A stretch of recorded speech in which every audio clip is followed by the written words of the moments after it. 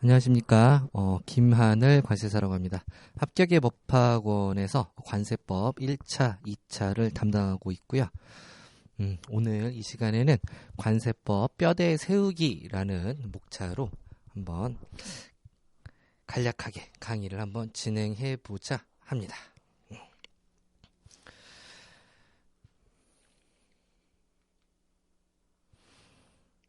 자, 이번에 할 내용, 설명드릴 내용은 첫 번째 구조화의 목적, 제목 자체가 이제 뼈대 세우기. 저는 이제 실강에서 이제 틀 잡기라고 목차 설명을 하는데 구조화의 목적에 대해서 설명을 하고요.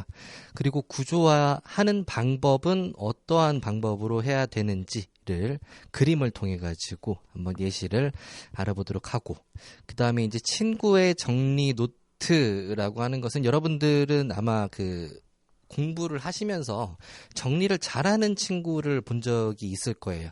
그 정리 잘하는 친구의 노트를 가져다가 공부를 한 경험이 있을 건데, 그거와 관련해 가지고 여러분들이 간과하고 있는 점은 어떤 점인지, 그리고 그 정리 노트를 100분 활용할 수 있는 그러한 방법은 어떤 것인지에 대해서 설명을 드리고자 합니다.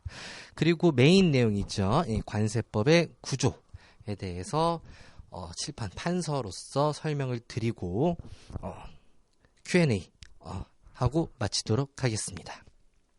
특히 그 관세법 구조 파트를 보실 때는 여러분들이 지금 아마 홈페이지에 올라가 있을 건데, 다른 수강생이 틀 정리를 해놓은 것들이 있어요. 그 내용을 올려놨으니까 그거를 참고하셔가지고 여러분만의 구조를 잡는 게 좋다고 생각을 하죠. 자,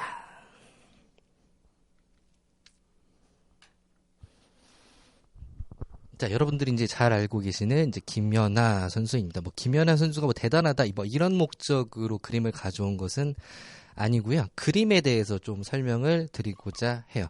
여러분들이 만약에 미대생이라고 했을 때 실기 시험에서 이런 그림을 랜덤으로 던져주고 이러한 그림을 80분 안에 어느 정도 완성도 있게 그리느냐, 어느 정도로 생동감 있게 그리느냐를 테스트하는 시험이라고 생각을 해봅시다. 그러면 여러분들은 이 그림을 대략 랜덤으로 김연아가 될 수도 있고 다른 선수가 될 수도 있겠죠. 이러한 그림을 가져다가 그리는 연습을 하게 될 거예요. 그렇다면 당장 여러분들이 이 김연아 선수의 그 사진을 보고 그림을 그리는 연습을 해야겠다라고 생각을 하신다면은 어떤 식으로 그림을 그려야 할지 그 기준 자체가 명확하지 않아요.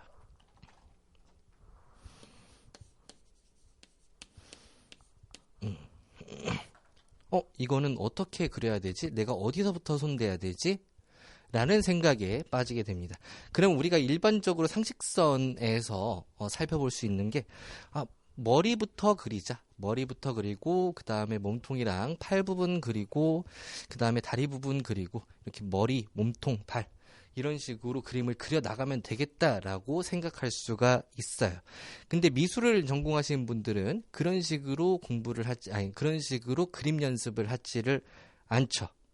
미술학원 가면은 예를 들어서 얼굴을 그린다고 했을 때 이렇게 선을 잡고 그 틀을 먼저 구조를 잡은 다음에 여기에다가 점점 디테일을 쌓아 올려가는 방식으로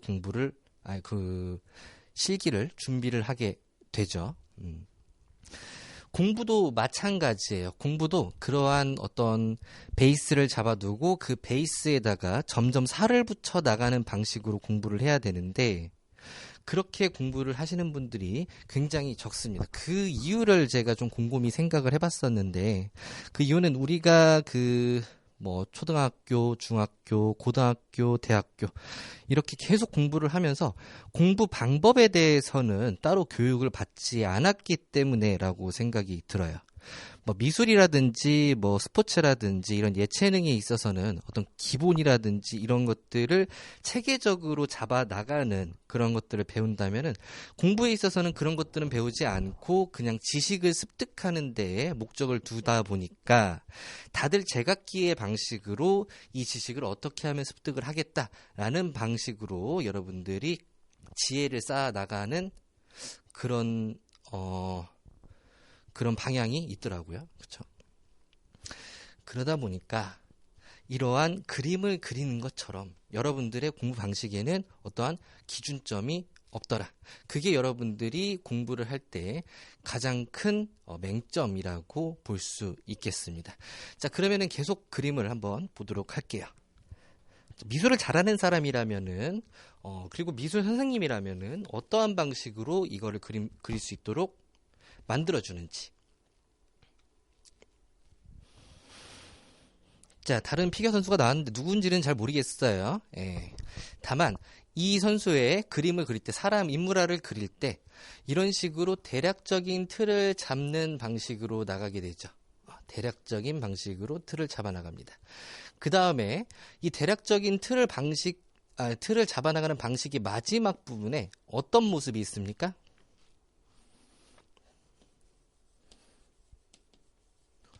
도형이 있죠, 도형이.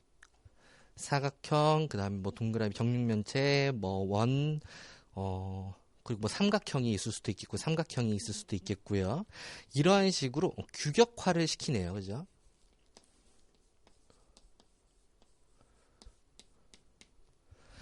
그러면은 어떤 다른 사람이 여기 사진이 나왔다 하더라도 이러한 규격화가 되어 있다면은 이 규격화를 통해 가지고 사람의 신체가 뭐 대동소이하지 않겠습니까? 빠른 시간 내에 그 사람의 포즈라든지 균형이라든지 이런 것들을 파악하고 잡아나갈 수 있는 힘이 생기겠죠. 그쵸? 그런 부분을 공부에다가도 좀 접목을 시켜야 될 필요가 있어요. 어떠한 방식으로 할까요? 공부에서 기준은 여러분들이 뭐 유튜브라든지 다른 뭐 공부 방법과 관련된 책을 이제 구독을 읽게 되면은 목차를 배웁니다. 목차. 구조화. 이런 단어를 배우게 돼요. 근데 이러한 방식으로 여러분들이 공부를 하는 방법을 숙달을 하지 않았기 때문에 여러분들이 대략적으로 그림 그릴 때는 먼저 기준부터 세워두고 여기에다가 살을 점점 붙여 나가는 방식으로 하다가 최종적으로는 규격화를 하면 돼라는 걸 알고는 있지만 숙달이 안 돼 있어요. 숙달이 안 되어 있기 때문에 여러분들은 이러한 방식으로 공부를 할 수가 없는 거예요. 그냥 머릿속에 들어있기만 하고 그러한 방법을 활용하지 못한다는 점이 좀 안타까운 점이라고 볼 수 있겠습니다. 왜? 익숙하지 않으니까. 여러분들이 지금까지 공부했던 방법은 어떤 방법입니까? 머리부터 해가지고 제1장부터 해가지고 글을 쭉 읽어나가고 여기에 키워드는 무엇인지 체크를 하고 그 다음에 1장 끝났으면은 2장 공부하고 그 전에 있었던 거 1장, 그 전에 배웠던 거 1장을 복습을 해야 되겠죠? 복습을 하려다 보니까 시간이 너무 많이 뺏겨가지고 2장을 다 진도 못 나가고 그리고 2장하고 1장 나중에 복습을 해야 되는데 너무 버거워서 포기하고 그러다 보면 복습 포기하고 진도만 빼고 그래서 다시 13장까지 공부를 하고 나면은 1장으로 돌아갔을 때 결국에는 아무것도 남지 않는 그러한 모습을 볼 수가 있어요.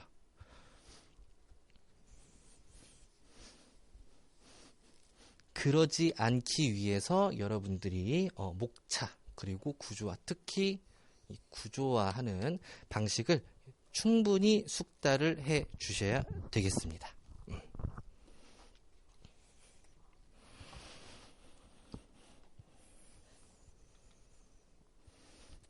그 다음에 세 번째, 친구의 정리 노트예요. 친구의 정리 노트. 지금 여기 보시면은 제 5장과 관련해가지고 납세자의 권리 및 불복 절차라는 이제 깔끔하게 정리해놓은 그 목차가 있죠. 근데 이러한 친구 정리 노트를 한번 참고해다가 시험 준비를 하셨던 분들이 아마 있으실 거죠. 경험이 다들 있을 거예요. 그랬을 때 가장 불편한 점이 뭡니까? 책하고 기본 내가 외워야 되는 교재하고 여기 있는 틀하고 이 친구가 정리해 놓은 거하고 매칭 자체가 전혀 되지 않아요. 그리고 이 친구가 왜 이러한 방식으로 목차를 구성을 했는지, 이러한 방식으로 구조화를 왜 했는지를 알 수가 없어요. 알 수가 없어요. 그것 때문에 친구한테 정리된 노트를 받는다 하더라도 그거를 100분 활용할 수가 없게 됩니다. 그럼 여러분들이 이거를 100분 활용하려면은 어떻게 하면 될까요? 여러분들이 스스로 짜보던가,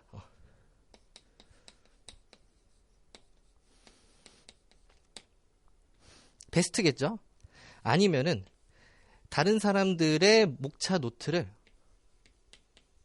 그 구조화된 거를 검증하는 방법이 있습니다. 자, 검증이라고 하는 것은 하나씩 뜯어보면서 그 내용들을 파악을 하고 하나하나 구조, 예를 대상자의 선정은 왜 저기 들어가 있는지, 서면 조사는 왜 저기 들어가 있는지, 왜 납세자의 권리는 조사, 보호, 체납자에 대한 제재로 분류가 되어 있는지에 대해서 여러분들이 하나하나 검증을 들어가는 방식으로 공부를 하시면은 자기께 될 수 있어요.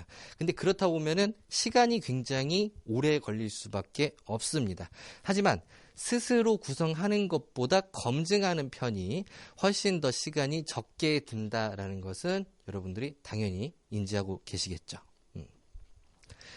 근데 이거보다 더 빠른 방법은 무엇이냐? 드라마틱하게 빠르지는 않지만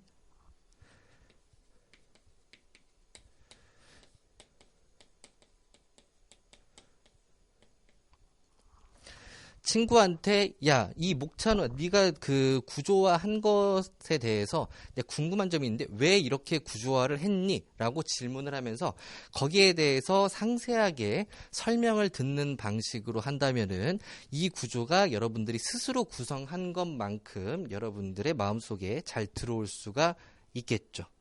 네. 이게 뭡니까? 이게 강의죠. 강의를 하고 거기에 따른 질문을 하는 행위가 되겠습니다. 이렇게.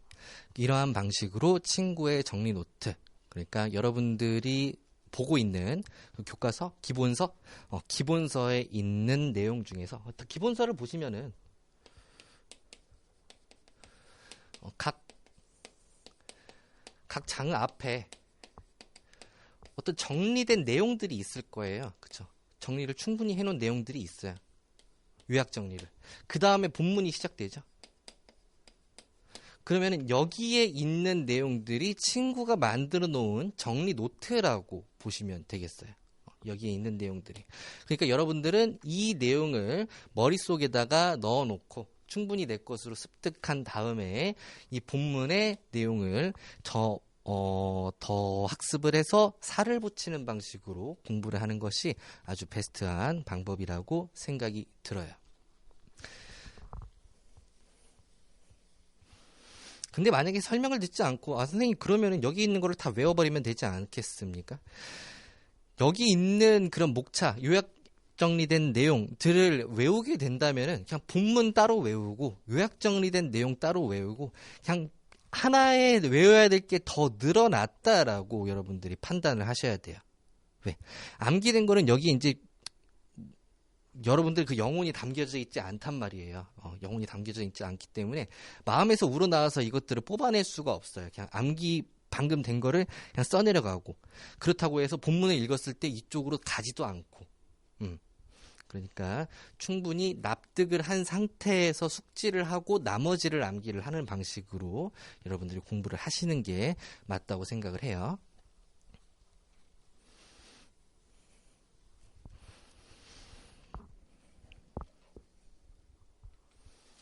자, 그럼 지금부터 이제 관세법의 구조를 보도록 할 건데, 자, 여기에서 지금 시간이 그렇게 많지가 않기 때문에 1장부터 5장까지만 여러분들한테 설명을 드리면서 구조화를 할 거고요.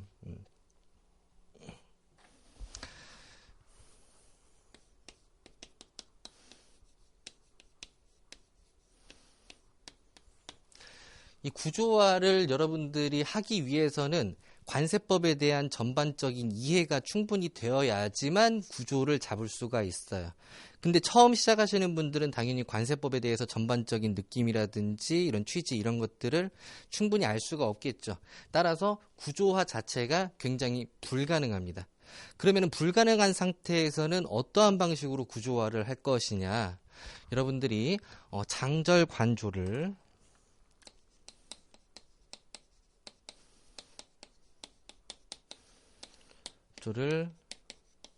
암기하고 숙지하는 방식으로 구조화를 할 수가 있어요. 근데 그 중에서 이 조에 해당하는 부분, 조항에 해당하는 부분은 여러분들이 숙지를 하거나 암기를 하기가 굉장히 버겁죠. 1조부터 330조까지 있으니까 굉장히 무리입니다. 무리예요. 그럼 이것들은 빼고, 조는 빼고 장절관까지만 암기하고 숙지하는 방식으로 하신 다음에 이것들을 활용을 하시는 게 최종적인 목적입니다. 장절관 암기가 됐다면은 이것을 활용하는 거. 활용하지 않는다면은 여러분들은 장절관을 그냥 별도의 암기해야 될 대상으로만 바라보고 있는 거예요. 예를 들어서 뭐 조문을 뭐 1조, 2조, 3조, 4조 이런 식으로 공부는 하고 그 다음에 장은 또 따로 외우고 이렇게 하면 두 가지가 연결고리 자체가 없죠. 상호 호환이 안 돼. 호환 자체가 안 돼. 이러면은 장절관을 외운 의미가 없어져요. 그러면 어떻게 하면 좋을까요? 여러분들이 이 조문을 외울 때 어느 장에 어느 절에 들어가는지를 생각을 하면서 조문을 외우셔야 되겠고요. 복습을 하실 때에는 장을 먼저 써놓고 거기에 절을 먼저 파생을 시킨 다음에 그 절에서 조문까지 나오는 그 연결고리를 계속해서 뽑아내는 훈련을 하셔야 되는 거예요. 그렇지 않고 이거 따로 외우고 나는 본문 처음부터 쭉쭉 읽어야겠다. 이런 방식으로 공부를 하시게 되면은 이 장절관을 외우는 의미 자체가 전혀 없다라고 보시면 되겠습니다.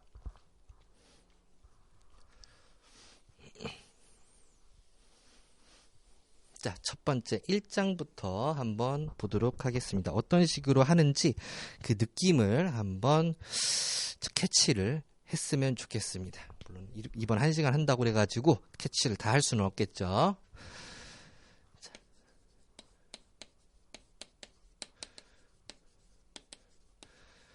자, 제 1장 총칙 같은 경우에는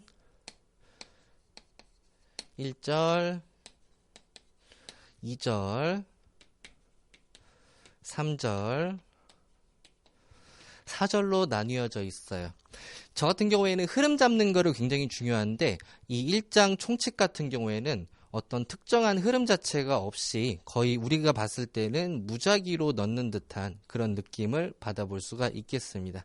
하지만 각 절마다 특정 절, 특히 3절이죠. 3절 같은 경우에는 일정한 흐름이 있기 때문에 이런 것들은 구조화하기가 굉장히 편하죠. 구술 서말도 뭐다? 꿰어야지 보배입니다. 꿰일 수 있으면은 최대한 꿰어서 한 번에 외우시는 게 좋습니다. 그걸 이제 청킹이라고 하는 겁니다. 청킹. 인터넷에 쳐보면 나와요. 자, 그럼 1절부터 보도록 할게요. 1절은 통칙이죠. 뭐 통칙 볼만한 내용 없죠. 뭐 1조부터 목적, 그 다음에 2조, 뭐 정의, 3조, 뭐 징수와 관련된 거, 징수 우선. 그 다음에 4조도 징수와 관련된 건데 이제 내국세와 관련된 징수 이런 식으로 표현이 되어 있습니다. 여기에서 좀 까다로웠던 부분이 이제 2조에 있는 정의 부분인데 제가 장하고 조하고 연결하는 연결고리를 여러분들한테 설명을 드렸지만 이렇게 큰 조항 같은 경우에는 여러분들이 좀 세분화를 시켜 놓는 게 좋습니다. 세분화를 시켜 놓는 거. 예를 들어서 여기에 통관 등 당사자, 그 다음에 탁송품 이런 식으로 저는 정의를 세 가지로 구분을 해놨어요. 그러면은 여러분들이 1절 통칙을 할 때 2조 복습 들어가야겠다. 정의 부분은 세 단계로 나눠져 있었구나. 그 중에서 세 단계의 첫 번째는 통관등이었는데, 통관등이라고 하는 것은 이제 수입, 수출, 그 다음에 반송, 그 다음에 그런 것들의 대상이 되는 물품이니까 외국 물품, 내국 물품, 그 물품을 운송하는 운송수단과 관련된 국제무역성, 국제무역기, 이런 식으로 쭉쭉 여러분들이 뽑아낼 수 있어야 돼요. 뽑아낼 수 있어야 돼요. 그 디테일한 내용에 지금은 집착할 때는 아니죠. 구조화가 잡혀있기 전까지는.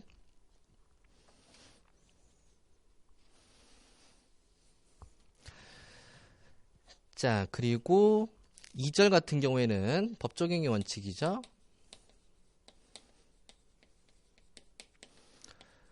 이 2절 같은 경우에는 어떤 구조화 시키기가 굉장히 힘들어요. 그렇죠? 법 해석의 원칙이랑 신의 성실, 그 다음에 재량의 한계, 이런 식으로 구조화 잡기가 굉장히 힘든 것으로 돼 있으니까 여기 구조화는 버리면 되겠습니다. 자, 3절 같은 경우에는 기간 및 기한이죠. 이 내용 같은 경우에는 구조화하기가 상당히 편하게 돼 있습니다. 자, 첫 번째는 계산이라는 식으로 구조를 잡을 수가 있고요. 계산에는 어떤 게 있을까요? 기간의 계산, 그 다음에 기한을 계산할 때는 어떻게 기한을 계산하는지. 기한과 계산에서는 공휴일이라든지 아니면 대통령령으로 정하는 장애가 있다든지 그랬을 때 그 장애가 복구된 날에 다음 날로 한다, 이런 느낌이 있었죠. 자, 그 다음에 납부 기한과 관련된 여러분들이 좋아하는 15일짜리 있고, 그 다음에 수리전 납부 있고, 월별 납부가 있구나, 이런 식으로 안 보고 백지에다가 여러분들이 이 큰 거부터 작은 내용까지 뽑아내는 훈련을 계속해서 하셔야 돼요.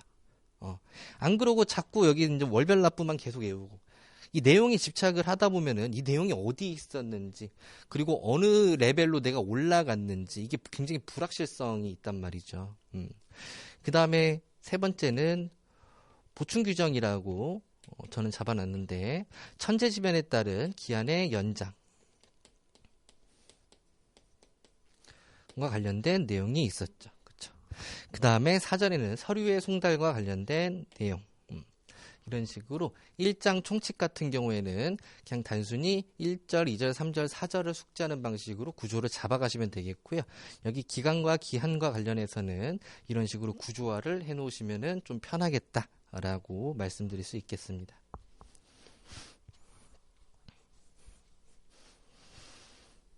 그 구조화를 해놓으면 좋은 점이 뭐가 있냐면은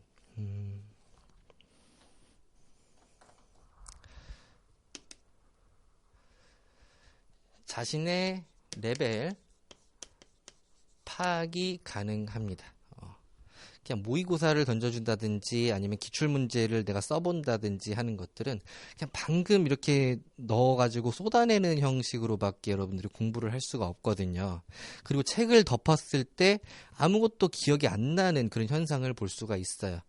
근데 이 구조화를 하다 보면은 구조화된 내용 자체를 암기를 하는 거는 굉장히 쉬워요. 그리고 그 내용을 여러분들이 암기를 했다라고 하면은 그에 따라 파생되는 내용까지도 접근을 할 수가 있어요. 그렇기 때문에 자신의 각 장별, 각 절별 레벨을 파악할 수가 있겠습니다. 그럼 레벨을 파악했다라고 하는 것은 자기가 어느 부분에 장점하고 단점이 있다라는 것도 파악을 할 수가 있겠죠. 자기가 자신 있는 부분, 그리고 자기가 취약한 부분을 대략적으로 구조만 그려봄으로써 파악할 수가 있어요. 그러면은 내가 그 취약한 부분, 한 부분에 대해서 선별적으로 공부를 해서 균일하게 맞춰서 올라갈 수 있다라는 그런 장점이 있습니다. 굉장히 큰 장점이에요. 왜? 이러한 취약 부분 파악하지 않고 그냥 줄글로 읽게 되면 여러분들이 아는 거는 계속 많이 알게 되고 모르는 것은 계속 그 수준에 머물게 되는 효과가 있거든요. 그럼 공부를 하나만 하지. 그쵸? 자, 2절 보도록 하겠습니다. 제 2장. 자, 제2장 같은 경우에는 이제 과세 가격하고 관세 부가징수 부분이 있는데, 여기에서 제3절하고 제4절, 그 담보하고, 가격 신고, 그리고 과세 가격 결정 방법, 요 부분은 빼고, 나머지 내용에 대해서만 구조화를 해보도록 하겠습니다. 왜 그러냐? 제1절이 뭐죠? 납세 의무의 통칙이라고 되어 있죠. 통칙이라고 되어 있지만 여기에는 과세 요건에 대해서, 즉 납세 의무의 성립에 대해서 언급을 하고 있죠. 그리고 제2절에서는 납세 의무의 소멸에 대해서 언급을 하고 있습니다. 여기에는 각각의 4가지 요건이 있고요. 여기도 4가지 요건으로 줄여서 써놔봤습니다. 자, 여기에는 4가지 요건이 아니죠. 하지만 납세 의무의 성립할 때 필요한 과세 요건이라고 하는 것은 4가지가 있어요. 과세 4대 요건, 과세 물건, 과세 표준, 그 다음에 세율, 납세 의무자, 이런 식으로 여러분들이 구조를 잡고 여기에다가 추가적으로 관세법에만 있는 내용을 추가적으로 넣어주시면 되겠어요. 물건과 관련해서 과세물건 확정 시기, 그쵸? 그 다음에 표준과 관련해서 표준은 수량하고 가격이니까 그중 가격이 있을 거예요. 근데 그 가격이 왜 하루 들어왔다라고 하면은 거기에 과세 환율을 적용해야 된다는 점을 우리가 숙지할 수가 있겠죠. 세율과 관련해서는 적용 법령. 이렇게 하면은 여러분들이 이 통칙에 대해서 이 4가지, 이 과세 요건 4가지를 숙지함으로써 나머지 7가지를 다 여러분들이 다 습득할 수 있겠죠. 자, 그리고 납세 의무자 같은 경우는 매우 중요한 부분이기도 하고 양 자체가 굉장히 많아요. 그렇기 때문에 여러분들이 이거를 더 좀 세분화해 가지고 구분을 할 필요가 있겠습니다. 자, 원칙적인 납세 의무자, 그 다음에 특별 납세 의무자, 그 다음에 납세 의무의 확장이라고 3가지로 구분을 해볼 수가 있겠고요. 이 확장 같은 경우에는 승계, 그 다음에 연대 납세 의무, 그 다음 보충적 납세 의무자. 보충적 납세 의무자는 여러분들이 알다시피 보이양, 보증인, 2차 납세 의무자, 물적 납세 의무, 이렇게 3가지로 나눠볼 수가 있겠죠. 어떤 느낌인지 아시겠어요? 이렇게 구조를 잡는 것 자체가? 이렇게 짜잘한 것들은 어떻게든 꿰어가지고 하나로 만들려고 노력을 하게 되는 것이고, 그리고 좀 한 번에 습득하기 어렵다라고 하는 것들은 최대한 구분을 단순화시켜가지고 거기에서 좀 파생되는 느낌으로 하나의 좀 식구조 하나지만 이런 것들을 쪼개는 방식으로 구조화를 하시면 편하겠죠. 자, 그리고 납세 의무의 소멸, 여러분들이 다 알고 계신 제척기간, 소멸시효 이런 것과 관련해가지고 부가권, 징수권. 지금 구조를 설명하기 위해서 제가 이거를 강의를 하고 있지만 이 부가권하고 징수권하고 여러분들이 충분히 좀 이해를 해주셨으면 좋겠어요. 왜? 이 부가권하고 징수권은 결국에는 앞으로 나오게 될 제5절에 있는 부가징수하고 긴밀한 연관관계가 있거든요. 그리고 특히 그 중에서도 가산세를 이해를 할 때 해당 부분이 필요해요. 그렇기 때문에 여기는 부가권하고 징수권을 이해하는 방식으로 하시면 되겠습니다. 자, 성립하고 소멸 사이에는 납세 의무를 구체적으로 확정하는 절차가 들어가면 좋겠죠. 그래서 제5절 부가징수 수를 여기다 넣어주시면 되겠습니다. 자, 부가징수 부분에는 처음 1관 세액의 확정 부분이 있고요. 이 확정된 세액의 보충적인 내용인 이행을 하지 않았을 때 임의징수 방법으로 징수할 수 없다. 그러면은 강제징수. 자, 그 다음에 징수를 과다하게 했다라고 하면은 그때는 환급. 이라는 내용으로 쪼개볼 수가 있겠습니다. 자, 그 중에서 이 확정 부분은 크게 우리가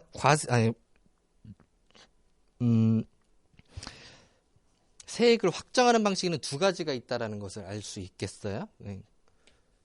그러면은 처음에 신고 납부 방식. 납부 방식이 있구나. 자, 그 다음에 두 번째는 부과하고 고지하는 방식이 있구나. 그쵸?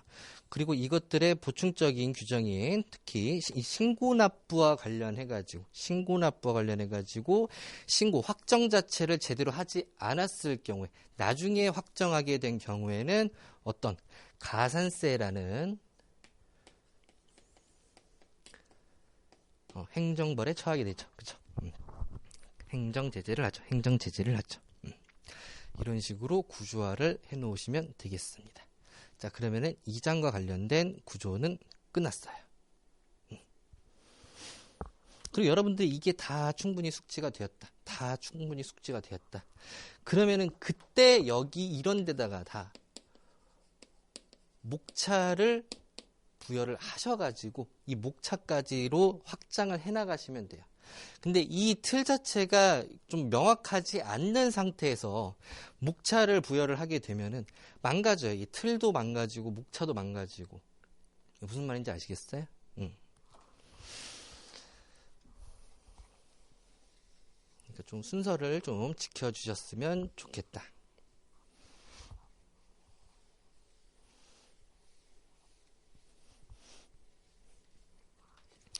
자, 그 다음에 제3장 세율 및 품목 분류 부분 보겠습니다.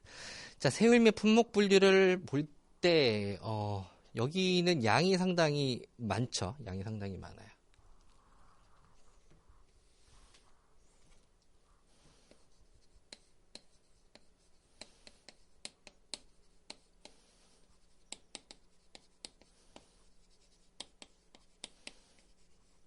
품목 분류. 자, 그럼 세율 같은 경우에는 여러분들이 이제 세율의 구조를 먼저 그리시고 거기에 파생하는 방법이 있고요.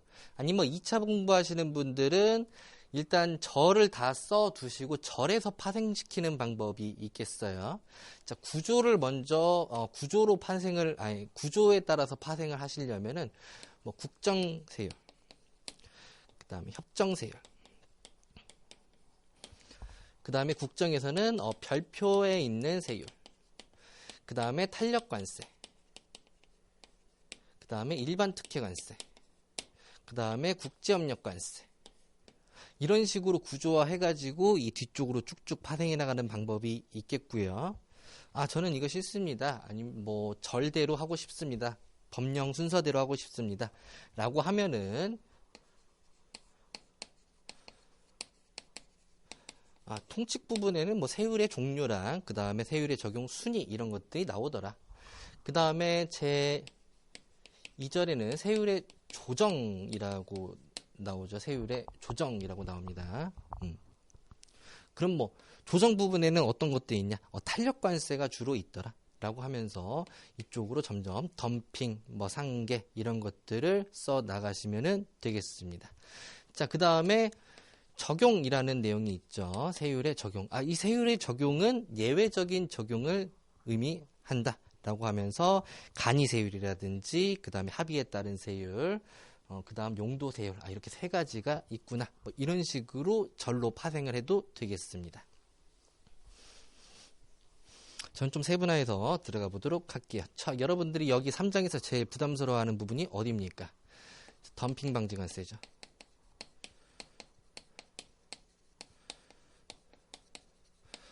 자, 덤핑 방지 관세 같은 경우에는 여러분들이 숙지를 하기가 굉장히 곤란해요. 왜냐하면 양이 너무 커가지고 하나의 주제이지만 숙지하기가 굉장히 곤란하니까 이거는 아까 납세 의무자 쪼갰던 것처럼 좀 쪼갤 필요가 있어요. 네. 자, 저는 어떻게 쪼개냐면은 첫 번째 절차, 조사 절차에 대해서 쓰고요.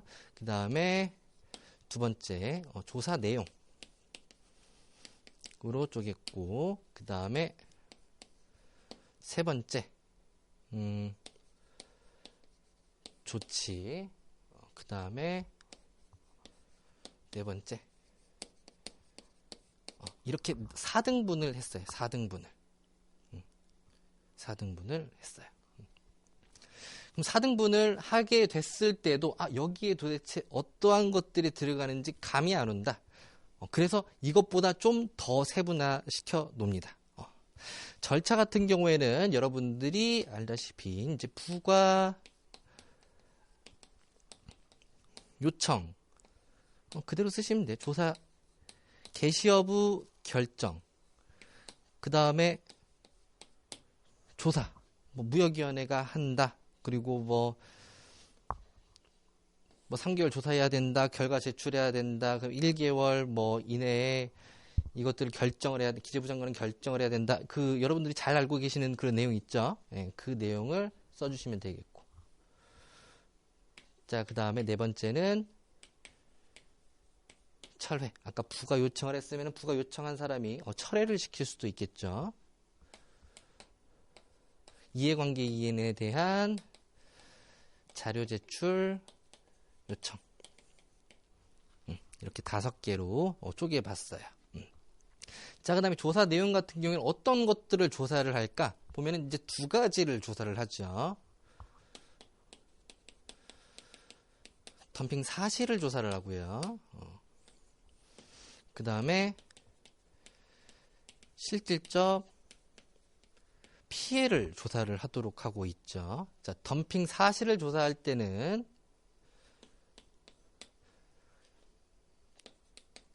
정상 가격을 우리가 알아야 되겠고, 그 다음에 덤핑 가격을 알아야 되겠고, 이것들을 비교하고 필요하다면 조정하는 절차를 통해 가지고 덤핑 사실을 파악할 수가 있죠. 그러면서 덤핑률도 계산할 수가 있겠습니다. 자, 그리고 실질적 피해 같은 경우에는 여기 나와 있는 것처럼 실질적 피해 등을 판정을 할 때 어떠한 근거를 두어야 되는지, 그리고 우려 판정과 관련된 내용, 그 다음에 누적평가, 그 다음 인과관계 이렇게 4가지로 또 쪼개볼 수가 있겠네요. 자, 조치 같은 경우에는 처음에 본조치 이런 식으로 가도 좋겠지만 저 같은 경우에는 기준 자체를 그 시간적인 순서로 잡아놨거든요.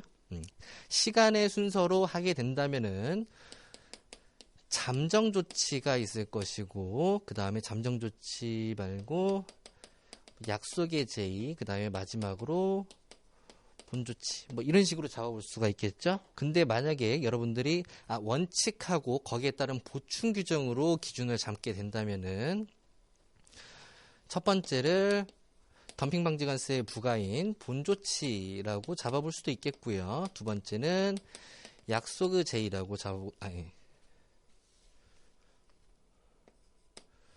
잠정 조치를 잡아볼 수가 있겠고, 그 다음에 세 번째는 약속의 제의, 이런 식으로 잡아볼 수가 있겠죠. 그 다음에 마지막에 부과 시기. 여러분들이 좀 많이 어려워하는 부분이기도 하죠. 소급해서 부과할 수 있다라는 내용이 들어있는 부과 시기. 이런 식으로 구조화를 해보시면 되겠습니다. 제조사 같은 경우에는 앞에 있는 절차 같은 것들이 전부 다 숙지가 되게 된다면은 여기에서 사유, 그 다음에 시기, 절차 이런 것들을 숙지하는 거는 쉽겠죠. 이렇게 숙지를 하고 나면은 여러분들이 이것을 어떻게 활용을 하느냐, 처음에 공부를 하기 전에 덤핑 방지 관세를 공부를 하기 전에 이 내용을 쭉 씁니다. 암기가 되어 있으니까 쓸 수 있겠죠. 그 다음에 이 부가 요청에 관련된 것부터 하나씩 여러분들이 법령집을 보면서 체크를 해보는 방식으로 숙지를 해나가시면 될 것 같아요. 그러다 보면 이것들이 점점 확장이 되는 걸 느낄 수가 있겠어요.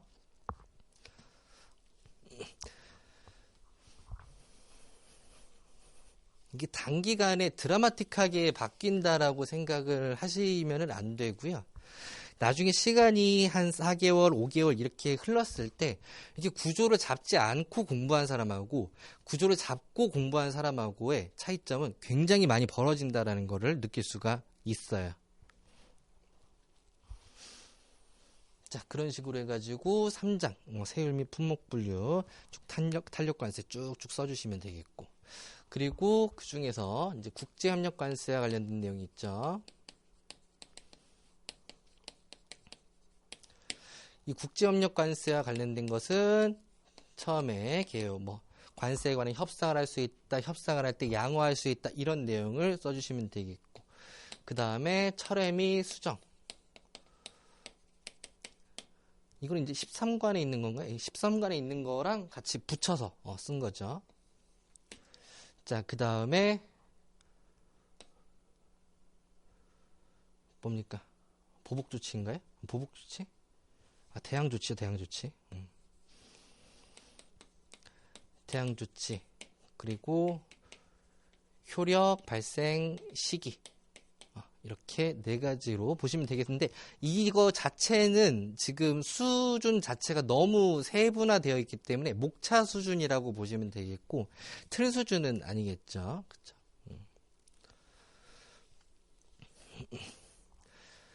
자, 그 다음 품목분류 파트를 보면은 품목분류. 자, 첫 번째 요청, 품목분류는 이제 관세청장한테 사전심사를 요청하게 되는 것이고. 자, 그러면 뭐 해야 되겠습니까? 심사를 하면 되겠죠, 심사를. 심사를 했을 때는 원칙적인 심사가 있을 것이고, 그 다음에 재심사가 있을 것이고, 그 다음에 세 번째, 간이 심사가 있을 것이고, 네 번째, 분석과 관련된 내용이 나오겠죠. 자, 그 다음에 보안 등과 관련된 거, 보안 요구라든지 아니면은 처리라든지 그런 내용들. 그 다음에 적용과 관련된 내용. 자, 여기서 틀이라고 하는 것은 지금 이 요청, 심사, 그 다음에 보안 등, 적용, 이렇게 네 가지를 틀이라고 생각을 하시고, 이것부터 여러분들이 숙지를 한 다음에 구체적인 목차로 들어가시면 되겠습니다. 자, 그 다음 4장 보도록 할게요. 4장.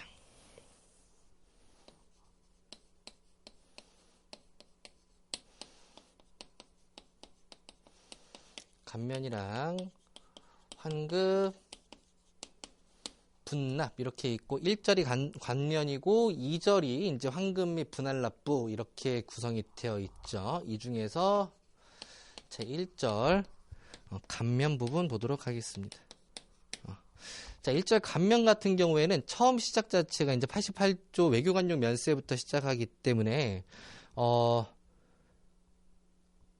계속 다 분할되어 있는 그런 느낌이죠. 각각의 내용들이 연관성이 전혀 없다라고 볼 수가 있어요. 근데 뒤로 가게 되면은 이제 사후 관리에 관련된 내용이 나오면서 거기는 일정한 흐름이 존재를 하게 됩니다. 그러면 처음 부분을 저 같은 경우에는 각칙으로 잡고요. 각칙으로 잡고, 두 번째는 이제 법률에는 없고 시행령에 있는 내용인데 신청 등이라고 구조를 잡았어요. 그러면은 여기에 절차와 관련된 세부적인 내용이 들어가겠죠. 신청은 언제 어떻게 하는 건지. 자, 그 다음에 경감률 산정은 신청할 때 경감률 산정은 어떻게 하는 건지. 그리고 어떠한 품목이 어떠한 감면 제도를 적용받을 때 담보를 제공하는 건지, 이런 식으로 구조를 잡고, 그 뒤에 나오는 사후 관리와 관련된 내용은 전부 다 보충적인 내용이라고 여러분들 볼 수 있겠죠. 어떤 거에 대해서 조건부 감면 제도에서 보충적인 내용이라고 볼 수가 있겠습니다.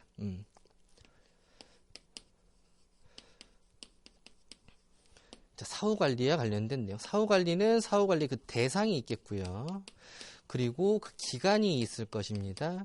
그리고 사후 관리와 관련된 의무.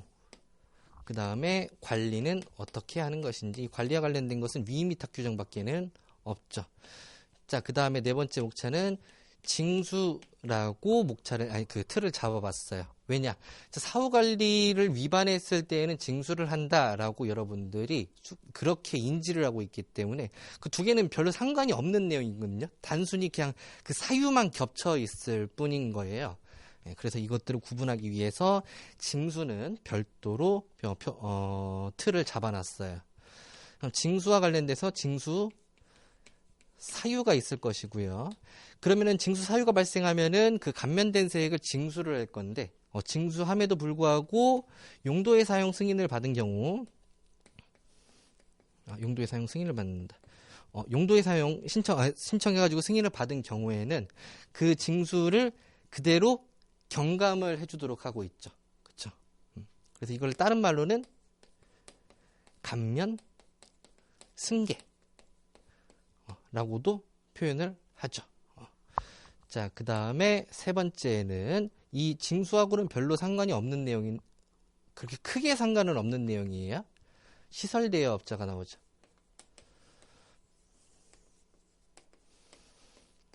대여시설 이용자를 납세 의무자로 해가지고 납세 신고를 할 수가 있는데, 만약에 그 이용자가 납부를 안 했을 경우, 체납이 있을 경우에는 어떻게 한다? 대여시설 업자로부터 징수를 한다라고 하면서 확장과 관련된 내용이 있죠. 자, 그 다음에 마지막으로 종결.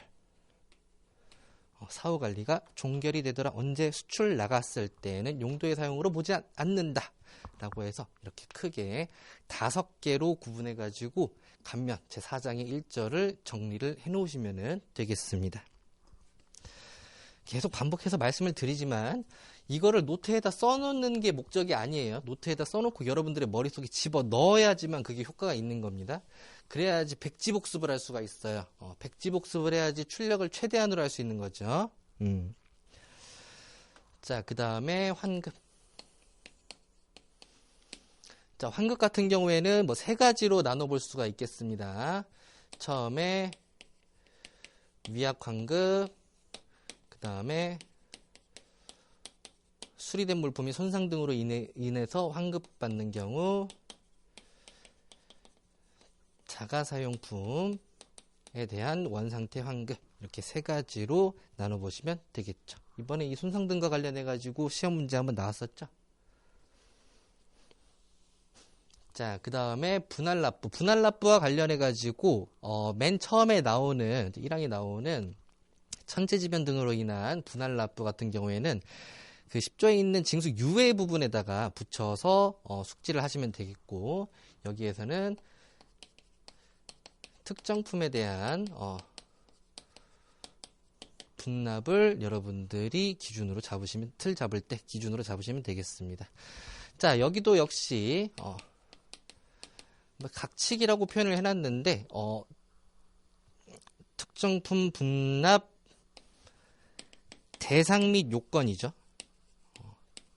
대상하고 요건을 틀로 잡아놨고, 두 번째는 이 분납하는 절차는 어떻게 되는 건지, 신청을 하게 되면 승인을 하게 되고, 승인을 하면은 그 기간에 따라서 납부고지를 내야 되고, 만약에 전액징수하는 취소 사유가 발생을 했다면은 그 납부고지도 다시 하면서 기존 분납할 때 납부고지서가 있다면은 그것들을 취소를 하는 그러한 방식으로 절차가 구성되어 있죠. 자, 그 다음에 사후관리 및 징수라고 표현을 해놨는데, 저는 일반적으로 수업을 할 때 그냥 징수 등이라고 표현을 합니다. 그러면 징수 등과 관련해가지고는 여기서는 좀 리듬이 있어요. 리듬이 있어. 어떤 거? 자, 용도에 사용을 할 때 승인을 받아야 된다. 자, 그리고 법인이라든지 법인이 합병, 분할, 아니면은 뭐 해산할 때, 해산 파산, 개인 같은 경우에는 파산할 때 뭘 해야 된다? 신고를 해야 된다. 이게 사후관리죠? 이게 사후관리죠. 그럼 여기에서 파생되는 게 징수 부분이 파생되면 되겠습니다. 용도에 사용할 자에게 양도하는 경우가 나오게 돼요. 양도를 왜 용도에 사용할 자에게 양도를 하게 되면은 누구로부터 징수를 합니까? 양도인으로부터 징수를 하게 되는 것이고, 확장이 양수인까지 확장이 되는 것이죠. 자, 그리고 동일 용도로 사용할 자에게 양도를 했다라고 하면은 그 양도인이 납세 의무자가 되면서 계속 분납을 유지하게 해줘요. 그죠? 지금 틀 잡아 나가는 거에 좀 집중을 하시면 돼요. 그죠? 자, 그 다음에 여기 부분은 어떻게 됩니까? 법인 같은 경우에는 분할하고 뭐 합병하고 이러면은 연대에서 납부하도록 규정을 하고 있죠. 그 다음에 법인이나 개인이 법인 같은 경우는 파산 선고를 받고 해산을 하게 되면은 해산 청산인이 납세 의무를 지고 개인 같은 경우에는 파산 관제인이 납세 의무를 지게 되는 것이죠.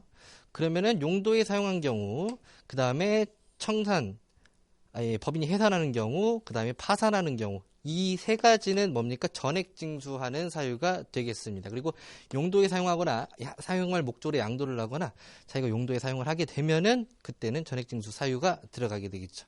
근데 이제 거기다 추가해가지고 분할 납부 기간 내에 납부 기간을 어긴 경우에 그때도 전액징수를 하도록 하고 있죠. 그렇게 되면은 여러분들이 굳이 암기해야 될 것들이 굉장히 많이 줄어든다라는 것을 볼 수가 있겠어요. 여기 분납박 같은 경우에는 틀이 굉장히 좀 깔끔해서 여러분들이 요거는 잘 활용할 수가 있을 거라고 생각이 들어요.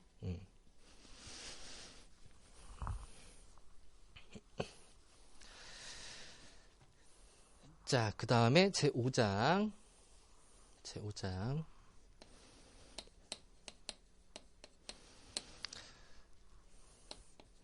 납세자의 권리 및 불복 절차 이렇게 되어 있죠. 불복 절차. 자, 납세자의 권리 제1절 같은 부분은 세 가지로 나눠볼 수가 있겠습니다. 관세 조사, 그 다음에 납세자의 권리 보호, 그 다음에 체납자에 대한 제재, 이렇게 세 가지로 나눠볼 수가 있겠습니다. 그 중에서 조사 부분을 보게 되면은 조사는 여러분들이 이렇게 도식화를 해도 상관이 없겠어요. 자, 처음에 조사를 할 때 뭘 해야 됩니까? 조사 대상자를 선정하죠. 조사 대상자를 선정을 하는데 이 수시조사 대상자, 수시 선정 사유 같은 거 보면은 성실성 추정 원칙이랑 겹치죠? 추정이랑 겹치죠? 자, 대상자를 선정을 했으면은 사전 통지, 조사를 하기 전에 사전 통지를 해줘야 됩니다. 사전 통지를 하고 연기 신청을 하도록 하고 있죠. 그리고 이때 뭐 서면 조사를 할 수 있고 직접 방문해가지고 조사를 할 수도 있는데 이때 기간은 20일이고 연장이나 중지가 가능하다. 그리고 중지했으면은 재개도 해야 되고 이런 것들이 있을 때 통지를 해야 된다라는 식으로 틀을 짜시면 되겠죠. 그리고 여기에 추가해 볼 수가 있는 게 사전 통지를 하게 되면은 납세자가 어떤 권리를 조사받을 때 내가 가지고 있는 권리를 알아야 되겠죠. 그러니까 권리 헌장을 추가를 해놓으면 되겠습니다.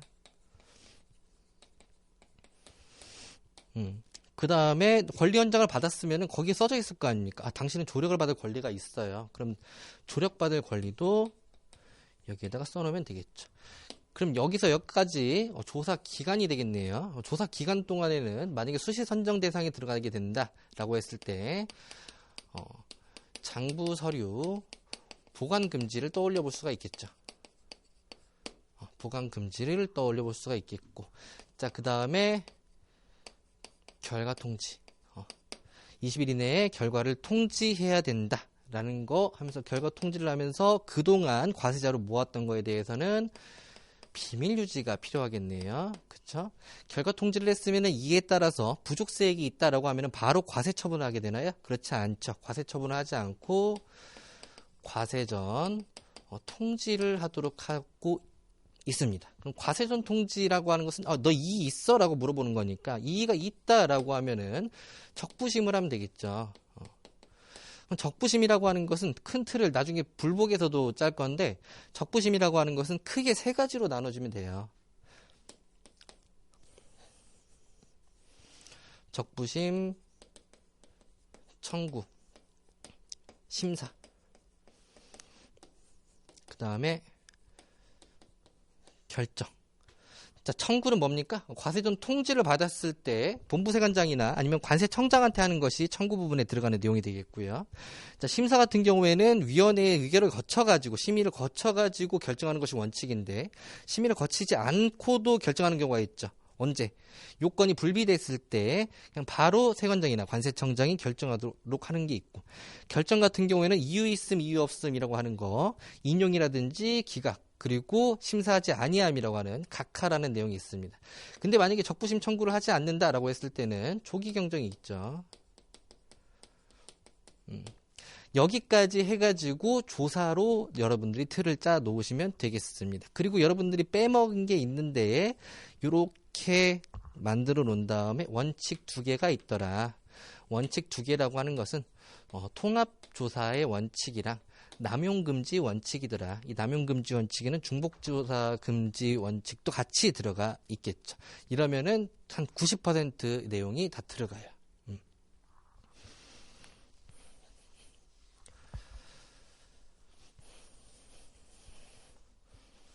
내용에 포커스를 맞춰가지고는 정말 밑도 끝도 없습니다. 자, 권리죠. 권리에서 두 번째는 어떤 게 있습니까? 납세자 권리 보호와 관련된 내용이 있죠. 이거 같은 경우에는 첫 번째, 보호관 등에 대한 내용이 있고요. 그 다음에 위원회와 관련된 내용이 있고, 그러면 보호관은 어떻게 선출하는지, 담당관은 어떻게 선출하는지, 그리고 그 사람들의 직무는 무엇인지에 대해서 써져 있겠죠. 그리고 위원회 같은 경우에는 어떻게 구성이 되는지, 위원회가 하는 일은 무엇인지, 위원장은 어떻게 구성하는지에 대한 내용이 들어가 있겠죠. 그럼 이 사람들이 직무를 수행하기 위해서 어떤 절차가 있어야 되는데, 그 절차가 여기에 나오는 심의 요청하고 결과 통지, 이렇게 볼 수가 있겠죠. 자, 그러면 이거는 절차. 요청을 하고 심의하고 결정을 해준다. 그리고 취소 변경 요청을 하고 거기에 따라서 심의하고 결정을 해준다. 라는 절차가 있겠고요. 그 다음에 중지, 일시중지와 관련된 내용이 2가지가 있겠습니다. 이 중지하고 일시중지는 보호관 등이 요구하는 중지, 일시중지가 있고, 위원회에서 의결로 하는 일시중지, 중지 요청이 있을 것입니다. 이런 식으로 구조화를 해놓으시면 되겠습니다. 자, 그 다음 세 번째.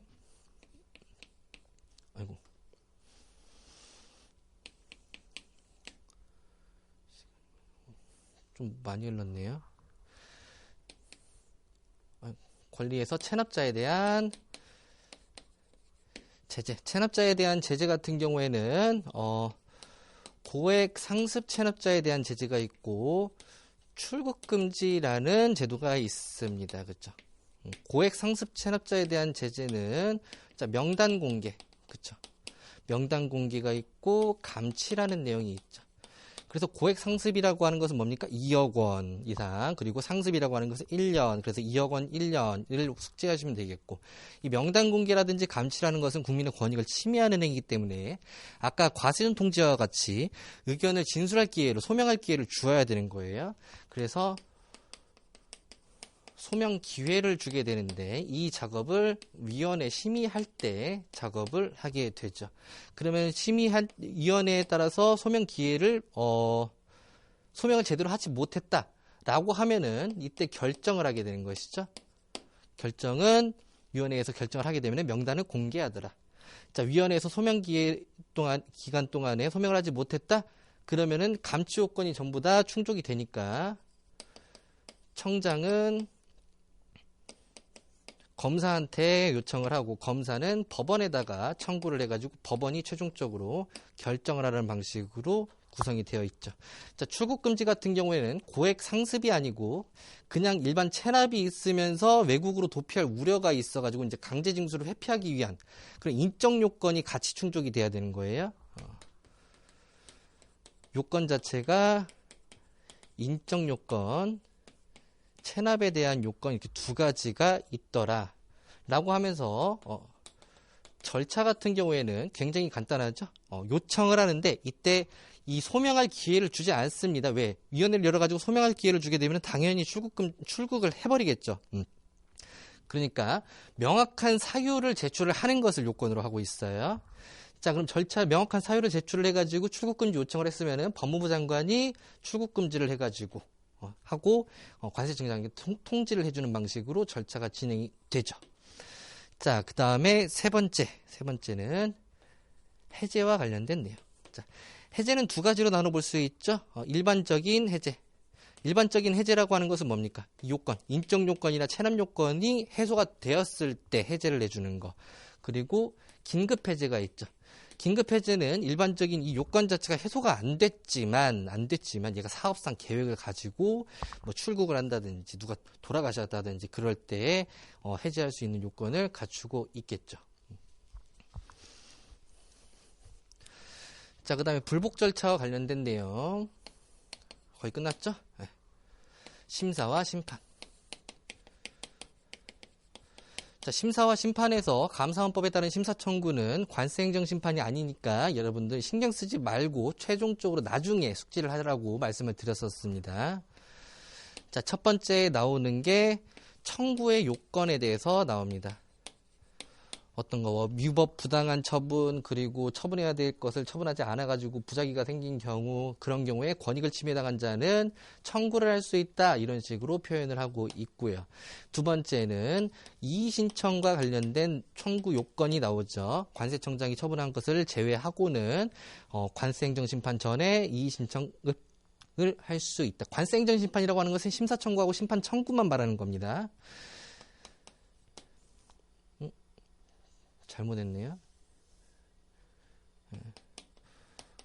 관세행정심판, 그 다음에 이의신청, 그 다음에 재청구와 관련된 요건. 재청구와 관련된 요건은 관행심 같은 경우에는 원칙적으로 재청구는 안 되지만 재조사 결정을 한 경우에는 그 재결청에다가 다시 신청할 수가 있는 거고요. 그 다음에 이의신청 같은 경우에는 재조사 결정이든 뭐든 전부 다 재청구는 안 된다라는 요건으로 나와 있죠. 자, 그 다음에 네 번째는 이해관계인과 관련된 내용. 그 다음에 다섯 번째는 기타. 자, 두 번째 소재기 요건입니다. 여기가 이제 119조고 여기가 120조예요. 소재기 요건 처음에 나오는 게 행정심판과의 관계. 행심과의 관계. 당연히 특별행정심판이라는 것을 관세법에 마련해 놨으니까 일반적인 행정심판법을 따라서는 안 되겠죠. 그러니까 행정심판법을 적용하지 아니한다. 다만 일부 규정은 준용할 수가 있겠습니다. 그리고 두 번째 소재기 요건. 자, 소를 제기하려면, 행정소송을 제기하려면 어떠한 요건을 갖춰야 되냐? 자, 관세행정심판을 청구를 하고 그에 따른 결정을 거쳐야 되는데, 재조사 결정을 거친 경우에는 결정으로 보지는 않아요. 결정으로 보지는 않지만은 소 제기할 수 있다라고 표현을 해놨죠. 자, 세 번째는 소제기 기간 이렇게 나와 있죠. 소제기 기간. 자, 그럼 요건을 갖춘 거는 소제기는 언제 하냐? 처분을 안 날로부터 90일 이내. 그렇죠. 결정이 안 날로부터 90일 이내. 이거는 원칙하고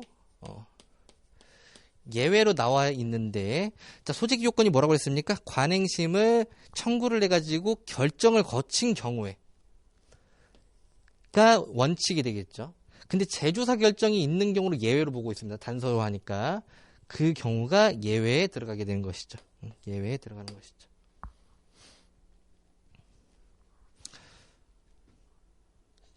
네, 네 번째 이제 기타. 자, 그 다음 심사 청구가 나오고요. 그 다음 심판 청구, 이의신청. 여기까지는 볼 필요는 없겠죠. 하지만 틀은 여러분들이 구성을 해 놓으시면 되겠습니다. 자, 심사 청구는 첫 번째, 아까 우리가 그 적부심 보면서 봤던 것처럼 여기다 청구 이렇게 넣어놓고, 심사 넣어놓고, 세 번째 결정 넣어놓고, 그 다음에 이제 여러분들이 세분화할 것은 여기다가 조금씩 넣으시면 될 것 같아요. 예, 청구 기간이라든지 아니면 청구 방법이라든지 보안과 관련된 거, 청구할 때 뭐 대리인은 어떻게 해야 되는 건지 이런 내용들이 있죠.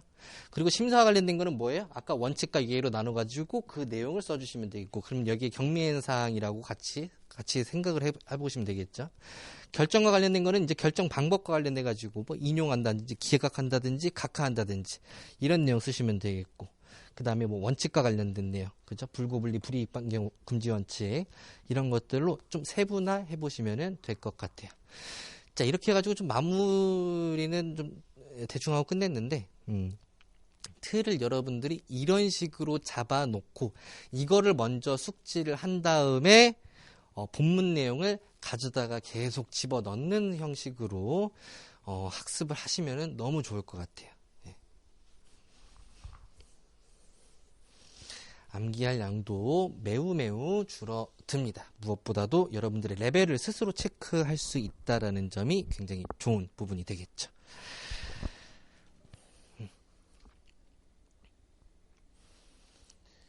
자, 그리고 뭐 Q&A 시간을 하기 전에 이제 90인가요? 네, 9월에 이제 기출문제 풀이반, 저희 기출문제 풀이반이 있어요. 기출문제 풀이반에서는 작년에는 기출문제를 전부 다 다루는 방식으로, 다 해설을 해주는 방식으로 했었는데, 아무래도 요즘 그 방향이 많이 좀 바뀌다 보니까 좀 지엽적인 내용이라든지 아니면 뭐 단순한 암기 내용이라든지 이런 걸로 좀 바뀌다 보니까 지금 압축정리반부터 목차 노트를 활용해가지고 두 문자 형식으로 좀 암기력을 좀 올리는 방향으로 하고 있거든요. 그러니까 지금 이러한 구조를 잡고 이해하는 방식으로 하게 되면은 뭐 최대한 해가지고 한 40%까지 복구를 할 수 있다. 전범위에 대해서 말하는 겁니다. 전범위에 대해서. 예. 평균 40%까지 복구할 수 있다라고 하면은 여러분들이 키워드 그리고 두 문자, 특히 두 문자가 굉장히 중요해요. 두 문자를 이용해가지고 이거를 거의 80%까지 끌어올릴 수 있다라는 약간 확신을 가지고 있기 때문에 지금 압축정리반부터 두 문자는 계속 따고 있어요. 그래서 압축정리반 때는 한 50%, 전범위의 50% 정도로 따고 기출문제에서는, 기출풀이반에서는 또 나머지 두 문자 따는 방식으로 하고 있는데, 자, 기출풀이에서는 기출을 한 50% 정도 다루게 될 겁니다. 지금 트렌드와 비슷한 것 그리고 조금 더 오버한 것까지 합쳐가지고 50% 정도 다루게 될 거고요. 나머지 25% 같은 경우에는 뭐 두 문자를 활용해가지고 뭐 시험을 본다든지 그런 방식으로 나가게 될 거고, 그리고 나머지 25%에 대해서는 아주 지엽적인 문제, 예를 들어서 서류 기재 사항이라든지 아니면은 제출 서류라든지 이런 짜증나는 거 있죠? 예, 이런 것들을 조금 단순화 시켜가지고 여러분들이 좀 숙지하기 쉽게 좀 만들어 주려고 정리를 하고 있어요. 그래서 기출 시간 그리고 하프 모의고사라고 이제 11월, 12월에 있는데 그때까지 합쳐가지고 이 지엽적인 내용은 전부 다 다루려고 노력은 하고 있습니다. 자, 이것으로 뭐 틀은 한번 다 잡아봤고요. 뭐 질의응답 시간인데 혹시 궁금하신 거 있으시면은 채팅 쳐주시면은 답변하도록 하겠습니다.